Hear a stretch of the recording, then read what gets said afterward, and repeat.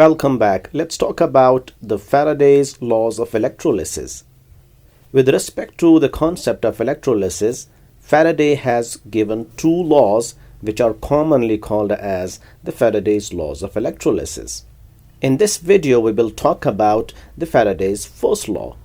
As we know, if we carry out the electrolysis of molten sodium chloride, sodium ion will migrate to cathode while it will discharge into sodium metal, and chloride ion will migrate to anode where it will discharge to produce chlorine gas. Now, how much of sodium metal is deposited and how much of chlorine gas is liberated at the electrodes will depend on how much of electricity or the charge is passed through the solution. This is what is called as the Faraday's first law. So we can say, according to Faraday's first law, the amount or mass of substance deposited or liberated at electrodes is directly proportional to the quantity of charge passed through the electrolytic solution. That is, M is directly proportional to Q, where M is the mass of substance deposited or liberated at electrodes, and Q is the quantity of charge passed through that solution. While replacing the proportionality into equality, we get M is equal to Z into Q, where Z is a constant of proportionality called as the electrochemical equivalent. This electrochemical equivalent has got relation with equivalent weight as Z is equal to equivalent weight divided by F, where F is a constant known as the Faraday's constant, whose value is approximately 96500 coulombs. This Faraday constant actually represents the charge carried by 1 mole of electrons, and that will be equal to the Avogadro's number of electrons.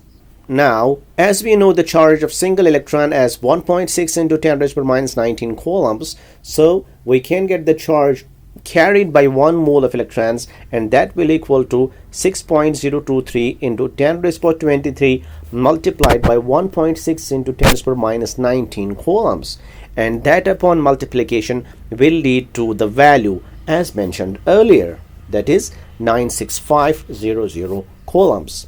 Now, while putting the value of Z in the above expression, we get M will be equal to equivalent weight multiply Q by F.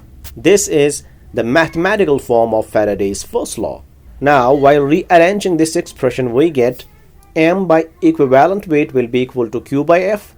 As we know, mass by molecular mass is the number of moles. In the same way, mass by equivalent mass is actually equivalence. So we get equivalence will be equal to Q by F. This is the another form of the Faraday's first law.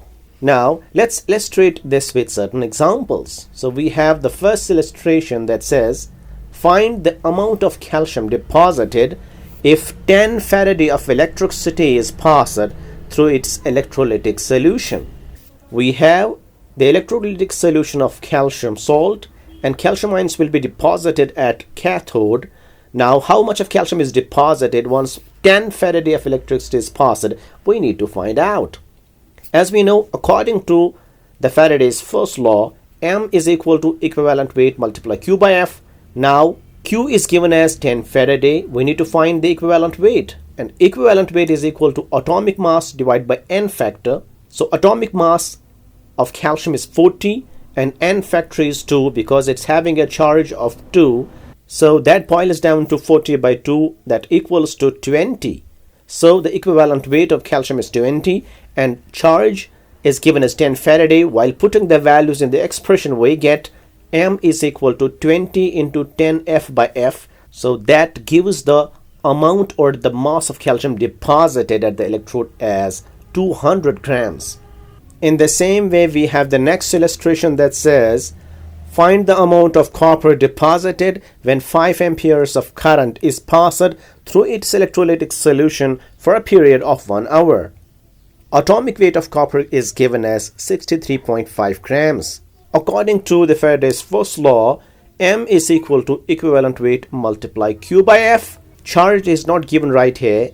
In a state we are given with current, that's 5 amperes, and the time, that's 1 hour. So as we know, charge is equal to current into time. So while putting the values, current is equal to 5 amperes and time is given in hours, we need to convert it into seconds. So we have 5 into 60 ampere second, and that ampere second is actually equal to coulombs. Upon multiplication, we get 18,000 coulombs. So charge is now 18,000 coulombs. And equivalent weight, as we know, is equal to atomic weight by n factor. Atomic weight of copper is given as 63.5. N factor for copper 2 plus iron is actually 2 because the charge on that copper is 2. So we get the equivalent weight of copper as 31.75. And Faraday has got the value in coulombs as 96500 coulombs. While put the value in the expression, we get the mass of copper deposited as 5.9 grams. I hope you understand this. If you like my videos, please do share and subscribe. Thank you.